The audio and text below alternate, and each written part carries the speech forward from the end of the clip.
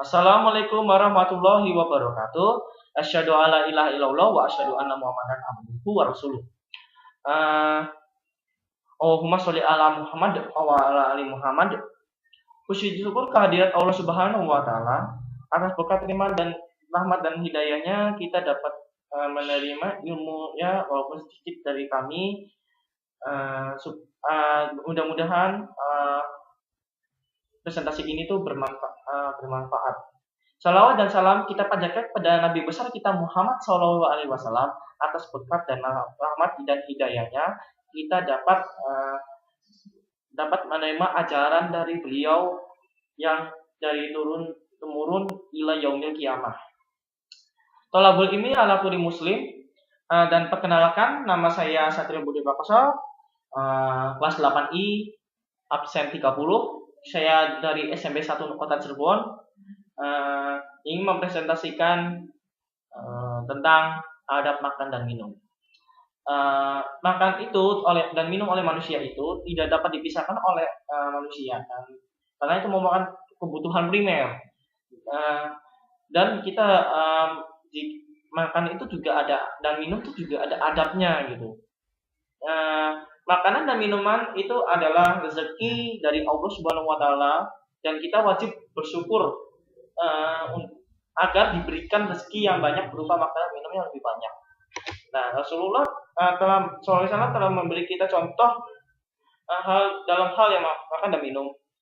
Beliau selalu menikmati makan dan minum bersama-sama ketimbang makan sendirian. Dan sekarang adat makannya dulu, mempraktekkan adab makan dan minum dalam kehidupan sehari-hari adalah yang pertama adalah sebelum makan dan minum pastikan tangan, tempat makannya itu harus bersih ya, dan higienis supaya kita dapat terhindar dari penyakit. Yang kedua, kita duduk dengan tenang dan siapkan makanan dan akan dimakan. Yang kedua, sebelum makan kita akan berdoa dulu sebelum makan, yaitu Allahumma barik lana fima razaqtana wa qina adzabannar.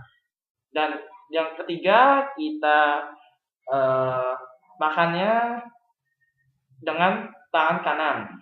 Dengan tangan kanan, mengambil nasinya itu dari pinggir dulu, yang di pinggir dulu. Kenapa kok dari pinggir dulu? Dari pinggir nggak langsung ke tengah, karena di pinggir itu nikmatnya tuh yang paling utama tuh di tengah. Jadi kita di pinggir dulu. Dan yang kedua, yang di pinggir itu biasanya nasinya tuh cepat dingin.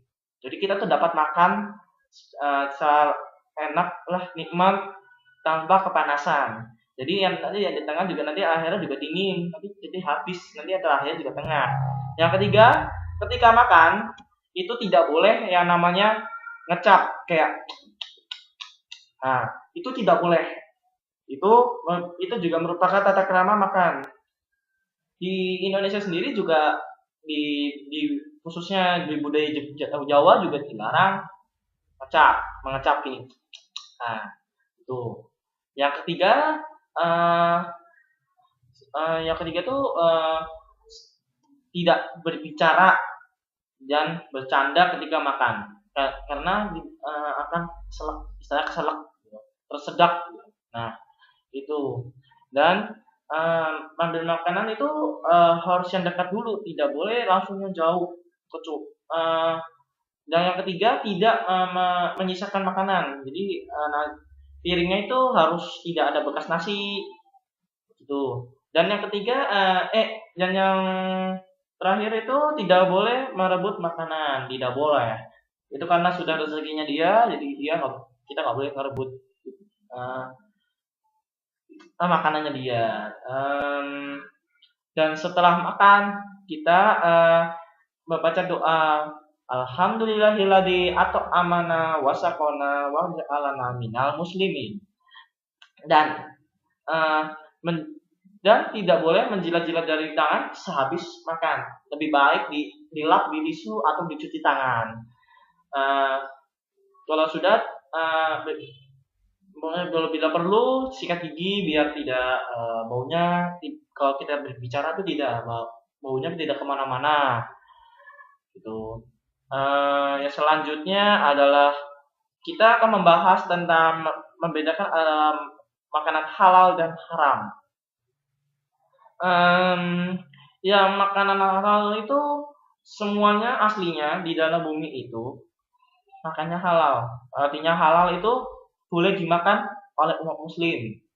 Jadi akan tetapi bila jadi haram haram manakala makanan tersebut akan mendatangkan kerugian atau mudarat.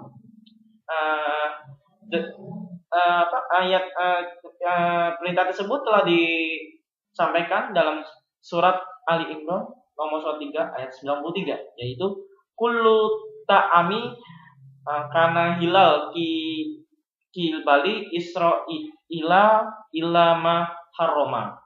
Artinya semua makanan adalah halal bagi Bani Israel melainkan makanan yang diharamkan. Jadi makanan yang dihalalkan adalah makanan yang dilapatkan dengan cara yang halal pula. Jadi kita mencari makanan itu dengan cara halal, dengan cara jualan ataupun jualan pakaian atau mau jadi insinyur, jadi dokter, selama tidak mendatangkan mudarat seperti mencuri, judi, ya gitu dan sejenisnya. Adapun makanan yang bermanfaat dari tubuh itu diantaranya dan memiliki ciri, yaitu bergizi dan tidak beracun yang bisa menyebabkan penyakit. Yang kedua adalah bermanfaat bagi tubuh untuk pertumbuhan. Yang ketiga adalah tidak disatukan dan tidak dicampuri dengan racun atau kotoran dan tidak memabukkan. Dan yang terakhir adalah diperoleh dengan cara yang halal. Jadi kita harus boleh makan yang halal selama kita tidak mendapatkan rezeki dari hal-hal pekerjaan yang haram, yang tidak boleh. Jadi contoh-contoh makanan yang dapat dimakan itu yang secara halal. Adapun yang bentuk fisik makanan tersebut adalah contohnya nasi boleh, susu boleh, ayam boleh, daging sapi boleh, daging kambing boleh, mau serangga kurang tahu kalau serangga yang dan sejenisnya seperti kayak singkong lah, mau rebung atau tahu, tempe, nggak apa-apa selama itu tidak memabukkan dan diperoleh dengan cara halal. Nah, yang adapun minuman yang halal itu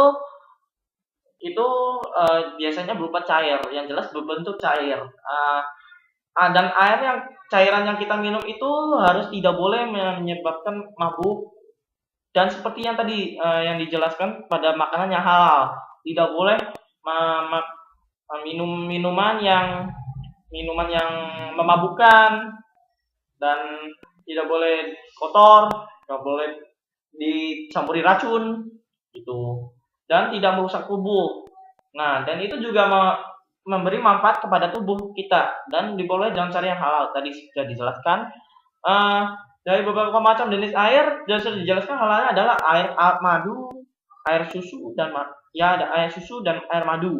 Nah, ini dijelaskan di dalam surah An-Nahl ayat 66 dan 69. Dan itu sekarang makanan yang minuman yang halal itu seperti apa? Bisa aja air, bisa mau madu, bisa teh, kopi, es cendol, mau es yang lain biasanya tidak memabukkan dan tidak nggak merusak tubuh gitu. Dan manfaat dan makan dan minum yang halal itu menjaga kesehatan secara fisik, jadi kita sehat gitu ya. Dan kedua, meningkatkan kekebalan tubuh. Nah, ini meningkatkan kekebalan tubuh. Nah, ketiga, lebih khusus dalam beribadah, khusyuk dari beribadah, tidak ngantuk ataupun tidak sakit.